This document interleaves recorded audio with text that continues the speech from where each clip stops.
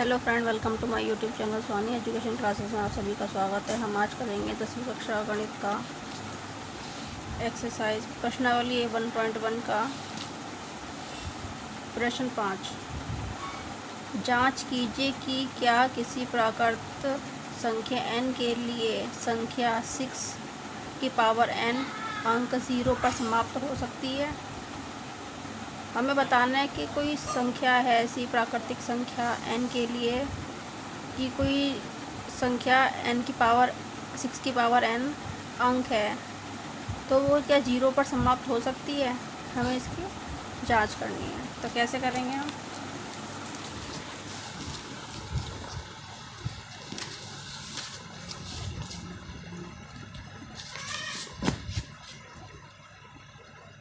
प्रश्न 5 है, इसका हम हल करेंगे।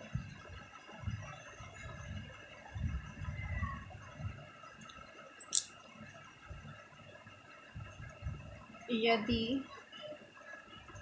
कोई संख्या 0 पर समाप्त होना चाहती है तो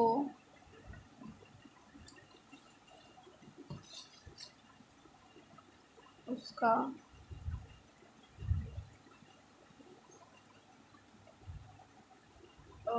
अभाज्य गुणनखंड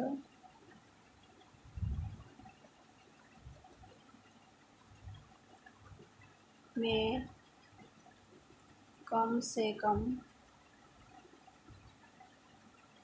एक बार 2 × 5 आना चाहिए। देखिए बच्चे, देखिए, यदि कोई भी संख्या अगर है वो 0 पर समाप्त होना चाहती है तो उसको कम से कम उसके जो तो उसका अभाज्य गुणनखंड में कम से कम एक बार 2 × 5 आना चाहिए, क्योंकि 2 × 5 का वो गुणा करेंगे 10 आएगा, 10 के लास्ट में 0 आती है। तो अगर हम चाहते हैं कि कोई संख्या अगर जब समाप्त हो रही है उसके लास्ट जो डिजिट है 0 आए, तो उसका उससे हम कम से कम जो उसको 2 × 5 पर आना चाहिए एक बार।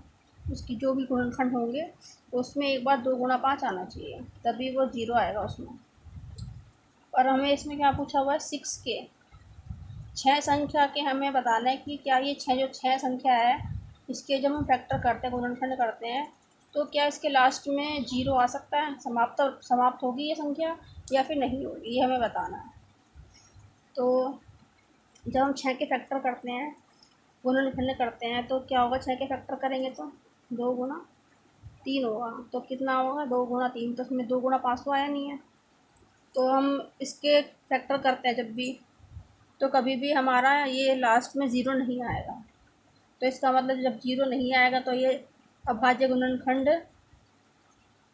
जैसे इसमें बोला गया 0 आना चाहिए, तो नहीं होगी ये संख्या। ठीक है, तो हम क्या लिखेंगे इसको? 6 का अभाज्य गुणनखंड करने पर यह 2 × 5 के रूप में नहीं आ रही है। ठीक है, आ रहा है। ठीक है, अर्थात यह संख्या कभी भी 0 पर समाप्त नहीं हो सकती है।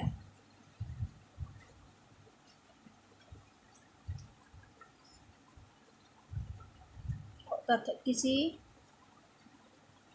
भी संख्या n के लिए।